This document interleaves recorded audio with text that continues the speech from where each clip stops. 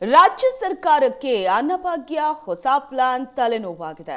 5 KG ಅಕ್ಕಿ ಬದಲು Indira kit ಕೊಡೋದಕ್ಕೆ ಯೋಜನೆ ರೂಪಿಸಲಾಗಿದ್ದು, ಹೊಸ ಯೋಜನೆಗೆ ಆರಂಭದಲ್ಲೇ ವಿಘ್ನ ಶುರುವಾಗಿದೆ.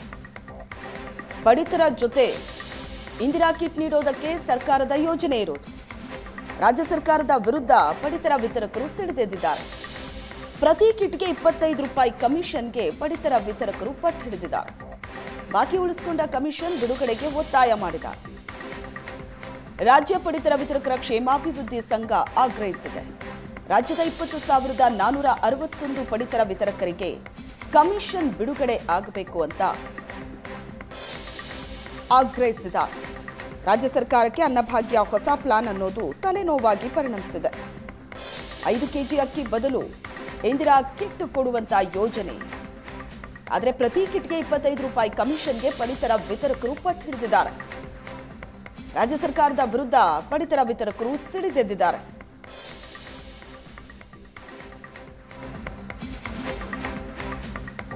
ಒಂದೆಡೆ ಬಾರದ ಕಮಿಷನ್, ಮತ್ತೊಂದು ಕಡೆ ಅಕ್ರಮದ ಹಣೆಪಟ್ಟಿ. ಅಧಿಕಾರಿಗಳ ವಿರುದ್ಧವೇ ಪಡಿತರ ವಿತರಕರು ಅಸಮಾಧಾನ ವ್ಯಕ್ತಪಡಿಸಿದ್ದಾರೆ. ಪಡಿತರ ವಿತರಕರ ಸಂಘದ ಉಪಾಧ್ಯಕ್ಷ ರಾಜಶೇಖರ್ ತಳವಾರ್ ಕಿಡಿಕಾರಿದ್ದಾರೆ.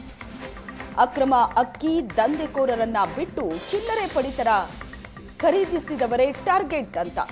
ಪಡಿತರ ಮಳಿಗೆ ಪಕ್ಕದಲ್ಲೇ ಗ್ರಾಹಕರಿಂದ ಅಕ್ಕಿ ಖರೀದಿಸಿ ಸಂಗ್ರಹಿಸುತ್ತಾರೆ. ಪಡಿತರ ಕಚೇರಿಯ ಪಕ್ಕವೇ ಅಕ್ಕಿ ಖರೀದಿಸೋ ದಂಧೆಕೋರರಿದ್ದಾರೆ ಅಂತ ಕಿಡಿಕಾರಿದ್ದಾರೆ. ಒಂದ್ ಕಡೆ ಬಾರದ ಕಮಿಷನ್, ಮತ್ತೊಂದು ಕಡೆ ಅಕ್ರಮದ ಹಣೆಪಟ್ಟಿ. ಅಧಿಕಾರಿಗಳ ವಿರುದ್ಧವೇ ಪಡಿತರ ವಿತರಕರು ಅಸಮಾಧಾನ ಹೊರಹಾಕಿರೋದು.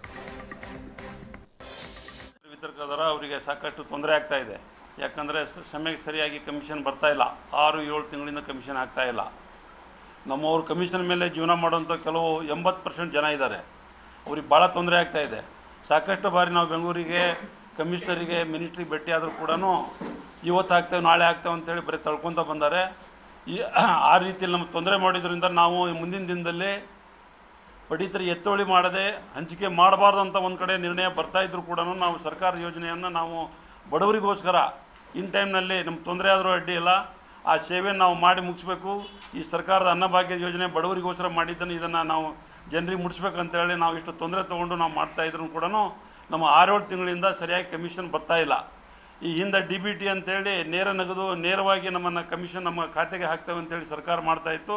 ಈ ಮಧ್ಯಕ್ಕೆ ಕೈಬಿಟ್ಟು ಈಗ ಅದನ್ನು ಸ್ಪ್ಲಿಟ್ ಮಾಡಿ ಅದು NFSS ಬೇರೆ ನ್ಯಾಯಬೆಲೆ ಅಂಗಡಿಕಾರರಿಂದ ಅಕ್ಕಿಯನ್ನ ಪಡೆದು ಪಕ್ಕದಲ್ಲೇ ಮಾರಾಟ ಮಾಡ್ತಕ್ಕಂಥ ಗ್ರಾಹಕರಿದ್ದಾರೆ ಇಡೀ ರಾಜ್ಯಾದ್ಯಂತ.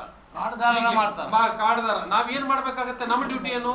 ನಾವು ಅವ್ರ ಹೆಬ್ಬಾಟ್ ತಗೊಂಡ್ವಿ, ಅವ್ರಿಗೆ ಅಕ್ಕಿ ಕೊಟ್ವಿ, ನಮ್ ಕೆಲಸ ಮುಗೀತು. ನಾವು ಅನೇಕ ಬಾರಿ ಆಫೀಸರ್ಗಳಿಗೆ ಹೇಳಿದ್ವಿ, ಸರ ನಮ್ಮ ಕಡೆ ತಗೋತಾರ, ಅವ್ರ ಪಕ್ಕದಾಗ ಕೊಡತ್ತಾರ, ನಮ್ಮ ಅಂಗಡಿ ಮುಂದೆ ನಡೀತಾವ್ರ ಇದು ಅಪರಾಧ ಅಂತಂದ್ರ ನಾವ್ ಏನ್ ಮಾಡಕ್ಕಾಗಲ್ಲ, ನಿಮ್ಮ ಡ್ಯೂಟಿ ಪ್ರಾಂಪ್ಟ್ ಆಗಿ ಮಾಡ್ರಿ, ನೀವು ಫಲಾನುಭವಿ ಕೊಟ್ರೆ ಮುಗಿದು ಹೋತು ಅಂತಂತಾರ. ಇದು ಏನಾಗಿದೆ, ಆಮೇಲೆ ಅಂಗಡಿಕಾರ ಯಾರಾದ್ರೂ ರೈಡ್ ಮಾಡಿ ಯಾರಾದ್ರೂ ಅಕ್ಕಿ ಹಿಡಿದ್ರ ನ್ಯಾಯಬೆಲೆ ಅಂಗಡಿಕಾರರು ಮಾಡ್ತಾ ಇದ್ದಾರೆ ಅಂತಕ್ಕಂಥ ಸಂಶಯ ನಮಗಾಗ್ತಾ ಇದೆ.